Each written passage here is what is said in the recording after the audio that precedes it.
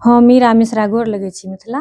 तऽ आउ हम देखबै छी जे केराके तरकारी कोना बनबै छी। तऽ सबसँ पहिले हम केराके ओहिना छील लेलहुँ हन। देख सकै छी अहाँ सब। ओना तऽ बहुत तरीकासँ हम बनबै छी, लेकिन आइ एकटा तरीका हम देखा रहल छी। हमरा ई बहुत नीक लगैए केरा कहुनाके बनबै छी तऽ हमरा बहुत पसन्द अछि।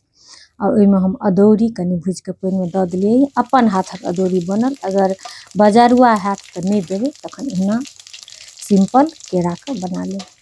तऽ देखियौ ओकर बाद फोरन दऽ देलिए। ओहिमे जीर, तेजपात, सुखायल मिरचाइ और ओहिमे के केरा जे कटने छलिए से ओहिमे के खसा देलिए। तऽ ओना तऽ सब केओ बनबै छी, लेकिन एक रत्तीके अन्तर भऽ जाइ छै तऽ स्वादमे अन्तर भऽ जाइ छै। ताहि दुआरे हम सोचलहुँ अहाँ सबके बता दै छी।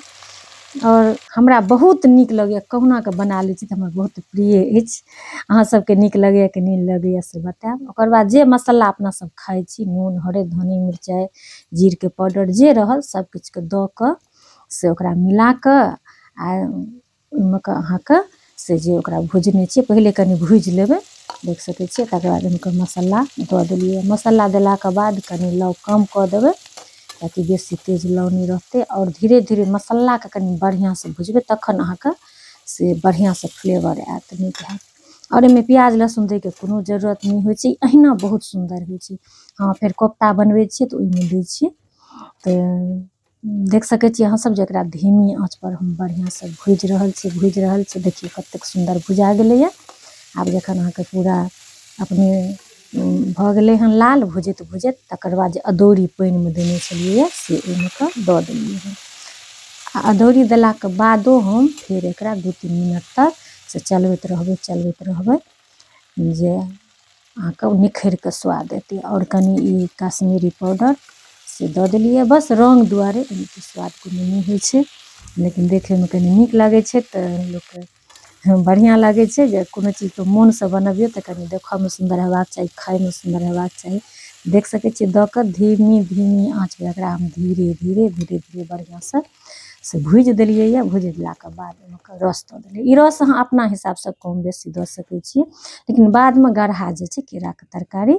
अहाँ ने से कनि रसो छोड़ि देबै तऽ सरेलाके बाद ओ गढ़हा जाइ छै। तऽ हम से बढ़िआँसँ रस देलिए, किएकि हमरा से सबकिछु सङ्गे नीक लगैए। आ रस देलाके बाद ओकरा झाँपि देलिए हन। फेर 5 मिनटके बाद 6 मिनटके बाद ओकरा उघारि देलिए हन बढ़िआँसँ। ओ ओना तऽ भुजिते भुजिते सिद्ध लगभग भऽ गेल छलैए। तऽ ओकरा फेर उघारि देलिए। उघारलाके बाद देख सकै छी अहाँ सब जे फेर 2-4 मिनट छोड़िकऽ फेर धनी पत्ता काटने छलिए से दऽ देलिए। और 1 चम्मच घी देलिए। एना जे नहि घी खाइ छी से घी नहिओ देबै, कोनो जरूरी नहि छै, किएकि मना जिनका हैत, अगर नहि मना अछि तऽ तखन देबै। बहुत सुन्दर एकदम बहुत नीक होइ छै अहाँके बिना प्याज लहसुनके। तऽ अहाँ सब बनबैत हैब सेहो कमेन्ट करब। अगर नहि बनबैत हैत एक दिन बनाकऽ देखबै जे बहुत सुन्दर लागै छै। आ ई तऽ बहुत अपना सबके पारम्परिक तरकारी छी, बाड़ीमे बगान रहैए और तोड़िकऽ बना लै छी। चलू मिलै छी हम बहुत जल्दी अगिला वीडियोमे।